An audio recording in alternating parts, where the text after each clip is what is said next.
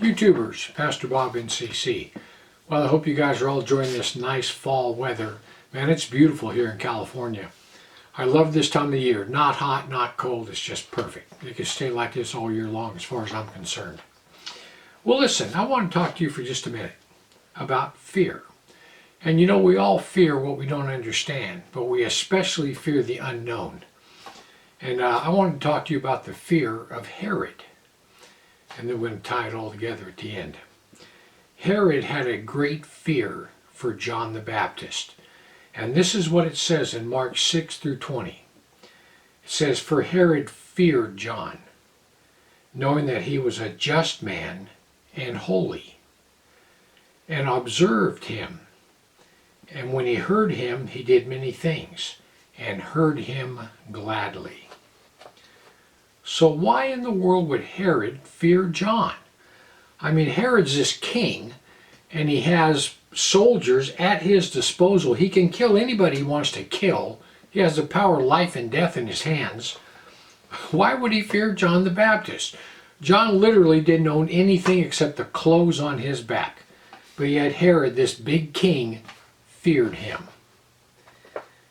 And you know, I think that Herod probably feared him because he was holy. The same reason that Pilate feared him.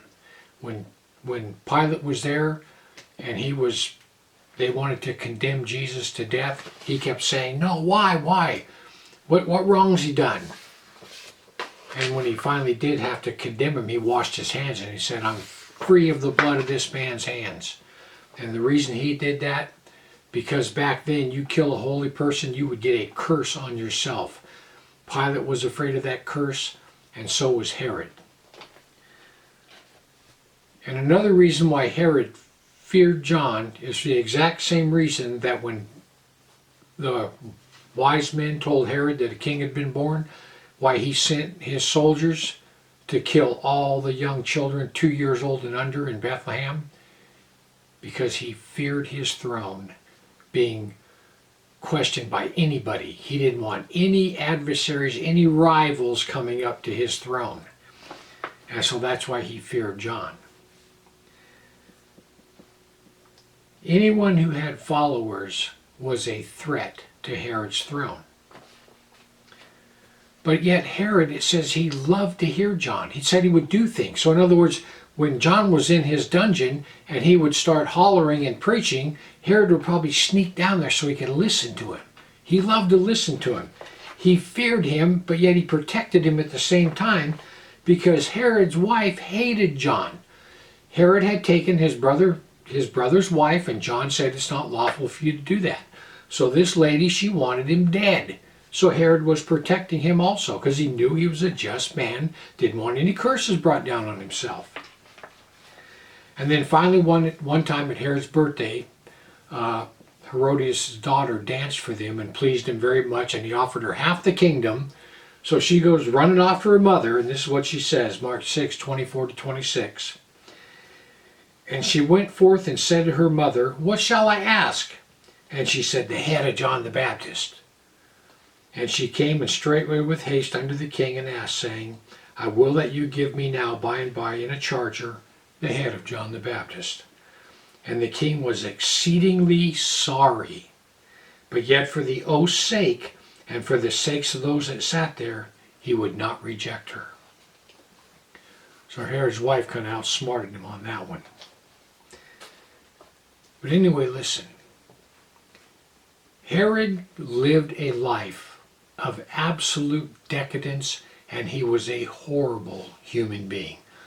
What kind of a human being can send his soldiers to kill every male child under 2 years old in an entire village? He was he was just a horrible, horrible person. And when he used to hear John the Baptist preach, John the Baptist was fire and brimstone. Fire and brimstone. And he probably heard about hell from John the Baptist. He didn't necessarily believe it, but he heard about it. And that probably had him thinking all the time, well, I hope he's not right. You know, recently I had this kid. He's a relative, lives in another state. I'd never met him. But they were talking on Facebook about abortion. And I happened to put the comment in there. I said, you know that in our modern times, there's probably more people going to go to hell over abortion than any other subject. And this guy immediately pipes in and says, there is no hell. And you know what? I notice his posts every once in a while. And this guy posts the most disgusting things you could ever post. Things that you'd be embarrassed to put on Facebook, that like maybe your mother's going to see them. But he obviously doesn't care. I mean, he just posts horrendous things. But he came back and he said, there is no hell. And I just posted back my 3 little words, time will tell. And so he posts back again, there's no hell, that's just a myth, this, that, and the other. And I sent him back, time will tell. And we kind of left it at that. You know, this guy, he's banking on the fact that there is no hell. He's banking on it. But in the back of his mind, his conscience is telling him, God's real. Doesn't matter if you want to believe it or not, God's real. And if God's real and the Bible's true, then there is a hell. And he's deathly afraid. He is deathly afraid of the unknown. And for him, hell's an unknown. He's heard about it. He knows it could be there. But he is sure hoping it's not. He is sure hoping it's not. He's living his life the way he wants. He's absolutely disgusting, no morals whatsoever. And he's hoping it's not. And just like what I told him, time will tell. Time will tell.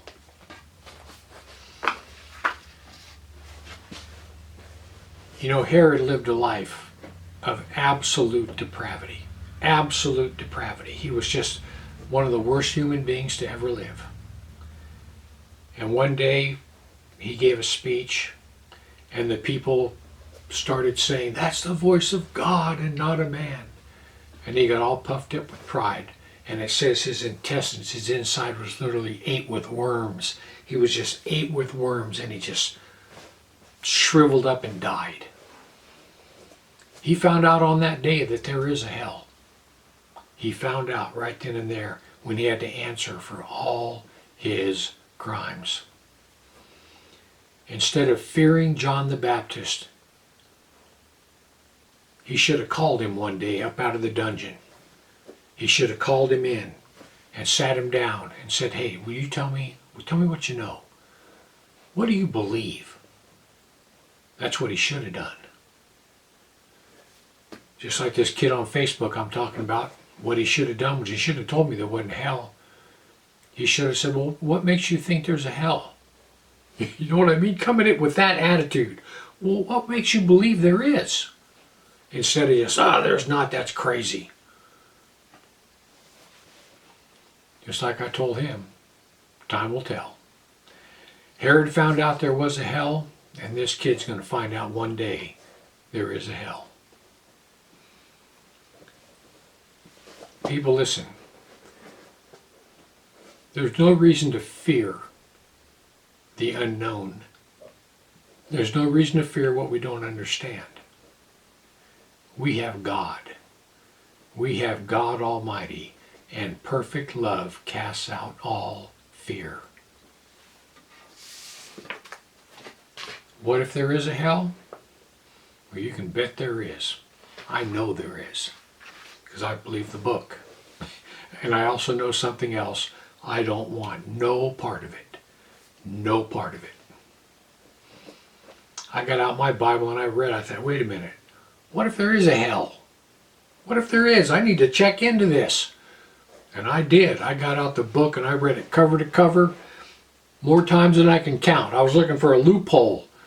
Maybe there's some way that I can still do what I want and I'll be okay. There's no loopholes. I never found one. So if there's no loopholes, I had to tell God, you know what, Lord? You're God, I'm not.